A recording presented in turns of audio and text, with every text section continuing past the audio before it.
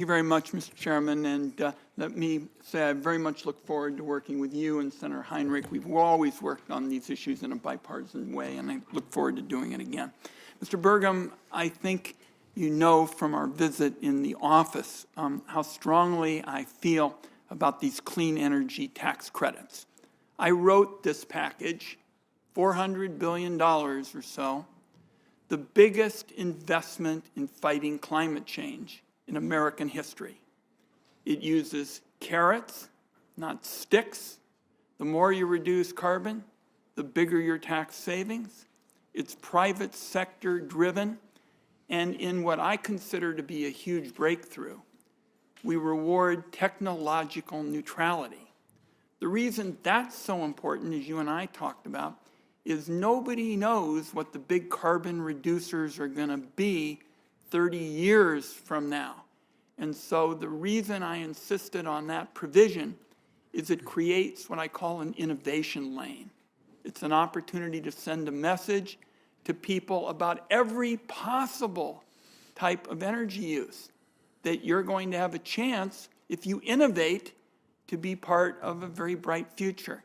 Now, I heard something, and I'm just counting on you to deny it, that maybe you weren't as interested in this as I thought you were in the office. So you seem kind of skeptical in some of the earlier discussion, and I just hope, because you're going to be very influential in the whole administration on energy, that we can work together on this. I believe we'll work together on a variety of other issues as well. Your thoughts?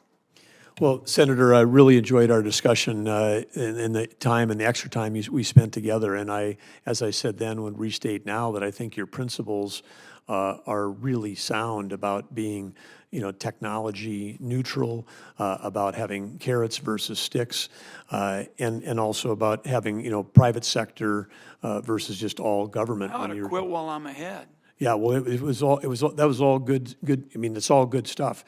I think if I don't know specifically other comments you may have heard, but I believe that these things may have been so successful as it relates to the electrical grid that we've got now a significant imbalance in the amount of projects that are intermittent and not persistent, and we need to make sure for our country to be successful in the near term that we've got to get back to making sure that we've got the appropriate amount of base load to manage both of those things. Because if the sun's not shining, the wind's not blowing, and we don't have base load, then we got brownouts and blackouts. We got higher electric prices for every American.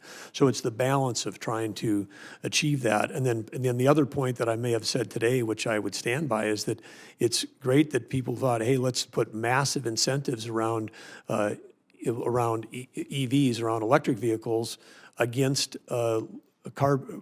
fueled cars that have liquid fuels.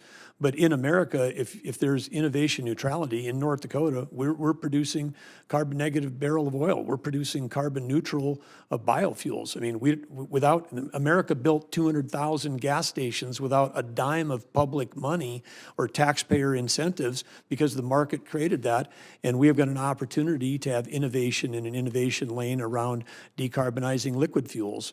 But so we just have to make sure we have the balance, because we need it all. We need it all to win the competition we're going to win. Well, first of all, on the electric front, I'm very much of your view there. I mean, we have had big challenges in our part of the world. There's a transmission issue. The two pieces that are really left out is how to deal with electric and how to promote transmission. I'm very interested in working with you. I'm going to take, as I run back to the Finance Committee where we're talking about these issues, the view that you're open to continue working in this space rather than coming on in and just saying we're going to chuck it in the trash can, because I'm always interested in improving on something. I mean, the Founding Fathers said that a new Congress is never bound by absolutely everything from a past Congress. So I'm interested in improving it.